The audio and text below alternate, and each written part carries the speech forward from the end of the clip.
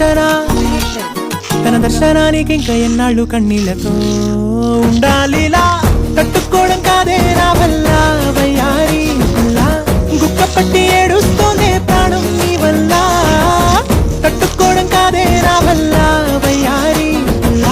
గుక్క పట్టి ఏడుస్తూనే ప్రాణం నీ వల్ల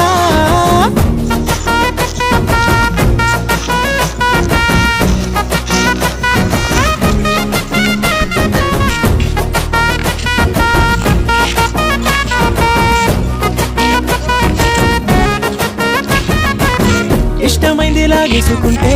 చంటి పిల్లాడల్లాడినట్టే దిక్కు తోచకుంటే నాకు నువ్వే లేకుంటే